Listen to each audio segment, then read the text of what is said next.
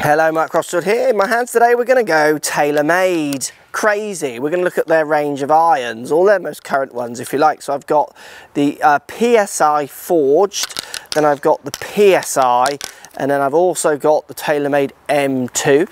I've captured some real ball data using my Chrome Softs, using my GC2. We're going to show you the differences between the stepping, if you like, between these irons. So if you were thinking about getting a TaylorMade iron, which one might help you best? Let's see if we can help you with that. Let's get stuck in.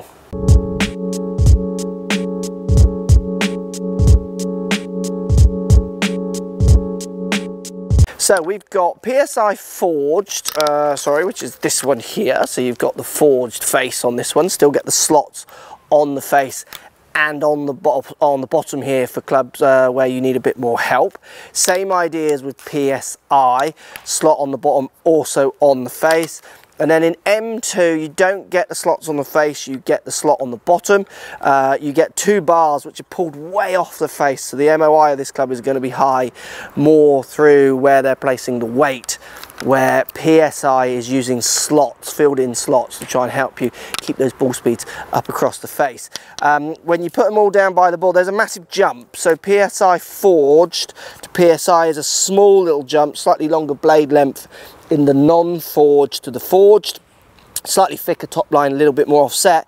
And then if we go to M2, it's a massive jump, big offset, big chunky head, also much darker in its finish to the kind of more classic finish in the PSi range. It's interesting, M2 also has this kind of crimped neck. I think it's meant to help with airflow, all those kind of things. You know, TaylorMade aren't afraid on their kind of power bat, if you like, to put as much tech in there as possible. So we'll show you some ball numbers as well and how they feel. Now I have got two 7 irons and a 6. Couldn't get a 7 iron unfortunately in the PSi, but for the people who always get a little bit upset with that, don't worry. A 7 iron should go X distance, so I know where my 6 iron should go. So we'll be able to look at the numbers, just don't you worry there. So we're going to start with the Forge. So this is, if you like, the better player, smaller, better feeling club in theory. Down by the ball looks very nice, small little squat head, which I like. TaylorMade blade length sometimes can get too long for me. The two lines on the face actually frame the ball up and the face up quite nicely. The difference that these slots will make, you go and test and see. Next to no offset, very nice chromed finish. This is a very nice looking club, so let's give this one a hit. So I caught that slightly out of the bottom, but still feels very nice.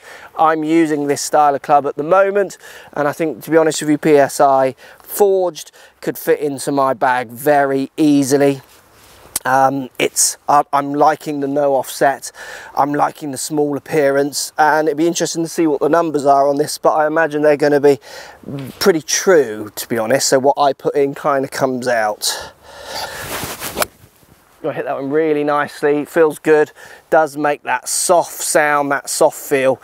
I can understand why lots of their tour players might want to move to this iron. It is a really nice feeling and sounding iron. So if we go up to PSi, so we get a little bit more help. It's not as pretty for me, bit more offset.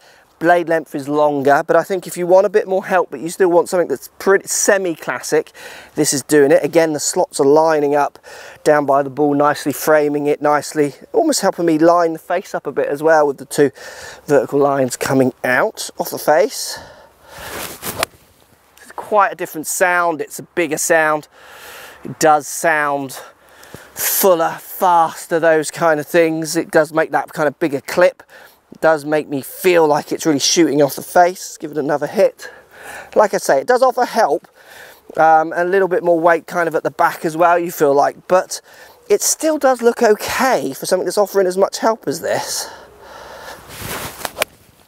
Yeah, it's a very different, I mean, hit those two really nicely, and it's a very different sound. It's a nice sound though. It's certainly not too big a sound.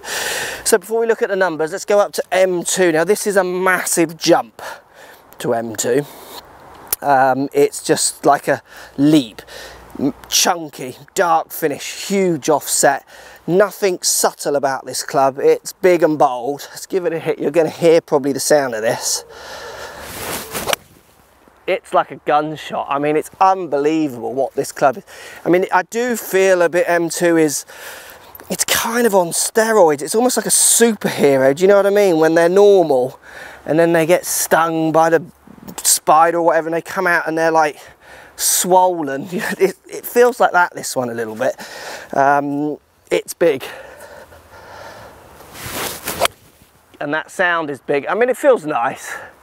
I do feel like if I played with this, say in my course vlogs, if I used this set of clubs, I think there'd be a lot of giggling going on after shots with this, because it would be just like hitting a 7-iron from 200 yards all of a sudden in certain conditions, winds and at certain roughs.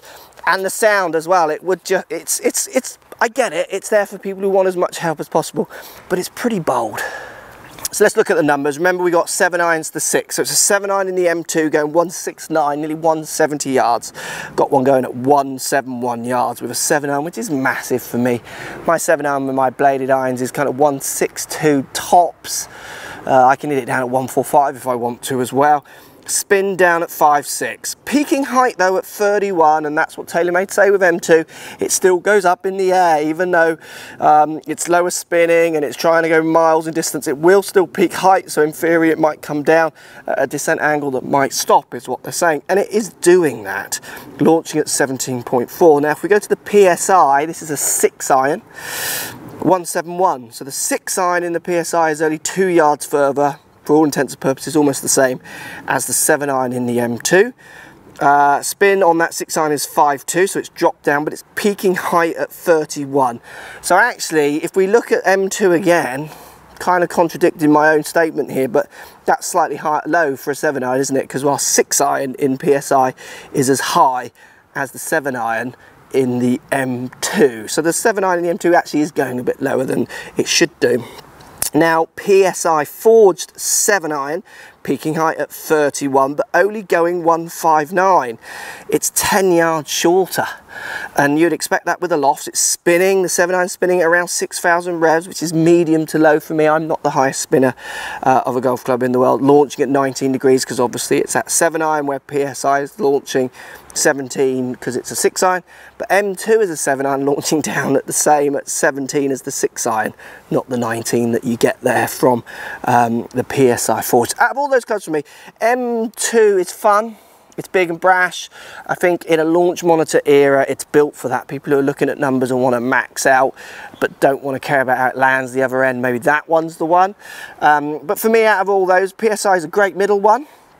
But Psi Forged is the one I would game because it's similar to what I'm playing, really. And I like the trueness of the numbers. Go and give them a go, see which one you prefer or not.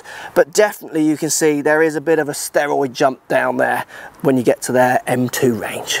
Follow me on Twitter, Facebook, Instagram, Snapchat, Periscope, all the normal social places. Also, come and visit my new website, markcrossfieldgolf.com. See you over there.